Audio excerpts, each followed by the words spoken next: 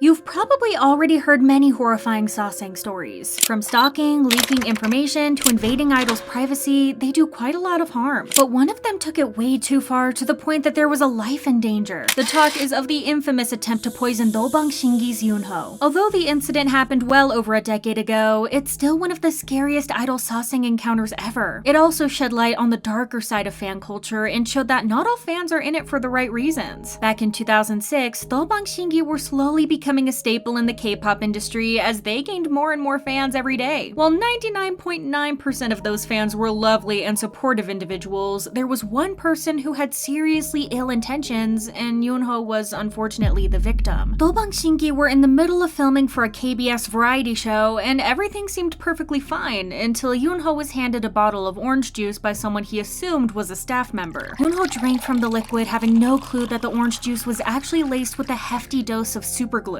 He quickly realized that something wasn't right because he suddenly became extremely sick. Ingesting superglue can lead to blockage of the gastrointestinal tract, which causes severe abdominal pain, nausea, and vomiting. Additionally, Yoonho noticed that there was a strange chemical scent to the bottle, but drank it anyway. It's reported that Yoonho's manager also noticed that there was something odd about the juice, and they forced Yoonho to throw it up. Yoonho coughed up blood before he eventually fainted. It's reported that the culprit included a note as well, which read, "Watch your mouth. There are many people changing their channel when Dobang Shingi appears on TV. I want you gone." It seems like Yoonho either didn't see the note or simply didn't read it, because otherwise he wouldn't have drank the juice. It wasn't a staff member who gave Yoonho the bottle, but rather a sick-minded Sasaeng fan who wanted to seriously harm him. Thankfully, Yoonho was quickly rushed to the hospital where he received appropriate medical attention and was able to make a full recovery. The culprit turned out to be a 20-year-old woman who turned herself in at the police station a few days after the incident. She was arrested on charges of injuring. The woman was only identified by her last name Ko, and she admitted to the police that she was a Sasaeng fan of Dobang Shingi. She added that she felt the need to mess with Yoonho after she found out that he was going to be at the KBS building. The police said the woman purchased the juice and the glue at a nearby store in Yeouido and managed to get into the building without being spotted by any security official or staff member. It was also revealed that Ko was a member of a Dobang Shingi Sasaeng website for over 2 years. What's even worse is that Ko wasn't the only one involved in the attack. Some reports say that the suspect's aunt was somehow involved in the incident as well. According to some sources, the aunt supposedly handed the juice bottle to Yoonho, and she was also the manager of the website Dobang Shingi Anti-Cafe. Allegedly, the aunt told the police, "I liked all the other members of Dobang Shingi, but I was dissatisfied because I thought that Yoonho lacked in singing and dancing skills, so he lacked the qualities as a leader. Everyone is entitled to their own opinion, and it's completely okay to not like everything your favorite idol puts out. It's almost hard to comprehend that someone would be so angry with someone that they decide to physically punish them." She added, "At the time of the crime, I didn't think that Yoonho would drink it. I am deeply regretful upon knowing that he was undergoing treatment." Yoonho decided not to press charges towards Ko, even though she definitely deserved to face the consequences of her actions. Although the reasons for his decision are unknown, it could be because Ko was the same age as Yoonho's sister at the time. If Yoonho decided to press charges, the suspect, and possibly her aunt as well, would be charged for a criminal offense and could have faced imprisonment up to 7 years. Their qualifications could have been suspended for up to 10 years, and they would be fined up to 10 million won. Because Yoonho decided not to press charges against them, they managed to walk away from it completely free. Even though he recovered and the incident didn't leave him with any physical problems, Yoonho was in a really bad place mentally. It was so bad that he contemplated leaving the entertainment industry altogether. That isn't surprising because such an event would mess anyone up. It took Yoonho a couple of years before he was able to talk about the incident publicly. In 2014, he spoke about it on the show Stargazing. There, he was asked about the poison incident, and Yoonho shocked everyone as he said, "After the incident, I briefly considered quitting the entertainment industry." Yoonho added that out of fear that it could happen again, he would watch everyone around him cautiously. On the show, Yoonho also mentioned that the incident might have triggered an anxiety disorder in him. Yoonho also mentioned that he did see a specialist to help him with the trauma. He added that he was angry that he had to go through something like this, and that he shouldn't have to in the first place. The incident was truly shocking. Allegedly, Super Junior's Hito took to his social media account shortly after it happened to express his worries for his younger brother Yoonho. Hito supposedly condemned the actions of the Sasaeng, wondering why the media would protect an actual criminal. This is all alleged, as those posts aren't online anymore. Dobang Shingi's fans were extremely worried for Yoonho in the group, even after he made a full recovery. They were concerned especially for their safety, since Ko and her aunt managed to sneak into the building without anyone even noticing, even if they allegedly needed an ID card to verify their identity. In 2019, Yoonho opened up about the incident again, and since he's talked about it many times, it's obvious that it left a huge mark on him. On NBC's show Radio Star, Yoonho revealed that he did indeed suffer from an anxiety disorder and that he couldn't drink orange juice for a while. He described feeling very angry with himself. Because he believed the fear was all in his head, he decided to overcome it by trying out shock therapy. Yoonho shared that he prepared 10 bottles of orange juice and that his hands started shaking immediately, but he decided to push past it and drink it. Yoonho said, "I thought to myself, if I don't drink this now, I'll never be able to drink it again. So I held my shaking hand and drank it." Obviously, trauma like this doesn't disappear overnight, and Yoonho admitted that he didn't get better right away. Thanks to his determination and strong mind, he decided to push through until his fear got gradually better and better. He added that he doesn't struggle with drinking orange juice anymore. Back then, the protection against K-pop artists wasn't as strong as it is now, even though K-pop idols have dealt with stalkers and Sasaeng fans since the 90s. It's hard to imagine what Yoonho went through back then, and it's very admirable that he managed to get over such a horrible thing. Unfortunately, sometimes history repeats itself, and it seems that the Sasaengs of the boy group A.C.E were inspired by the decade-old attack on Yoonho. In February of 2020, A.C.E's agency Beat Interactive released a lengthy statement where they revealed that the group fell victim to a superglue terror attack. According to the company, someone tried to attack the group's vehicle, which was parked near their practice room. Although it might sound like it's no big deal, superglue can cause serious damage to a vehicle, which then can lead to the vehicle not working properly, and it can have fatal consequences. The agency confirmed that the perpetrator tried to intentionally harm the vehicle while also violating the group's privacy. Since the group's schedule wasn't public, the person somehow found out their destination and time in advance. The agency immediately reported it to the police and decided to carry out an investigation on available CCTV footage. The agency also promised that the perpetrator will be punished with no leniency. Because of the incident, the members experienced anxiety attacks and were scared that it would happen again in the future. The agency also shared that they would not tolerate the spreading of any false and malicious information regarding A.C.E. The company stated that the groundless rumors and blatant personal attacks caused the members severe mental distress. Last but not least, the company announced that they signed a contract with a law company that specializes in the field of online behavior and that they would be filing criminal charges against those who were involved in defamation and obstruction of business. The members had to adjust their schedules and had the option to ask for psychological counseling because the attack deteriorated their mental health, according to their agency. Unfortunately, idols have to deal with their lives being threatened almost every day. At this point, it's a part of the job that they do, and while their privacy can be protected with security and managers, the same thing can't be done online. K-pop fans are known for being passionate and dedicated, but some people take their devotion to dangerous extremes. These connections often transcend traditional boundaries, leading some fans to believe that they have a personal claim over their idols' lives. This sense of entitlement has a very ugly side to it, but as sad as it is, this might be something that we won't ever get rid of. That's it for today. Let us know your thoughts in the comments below. Thanks for watching. Bye!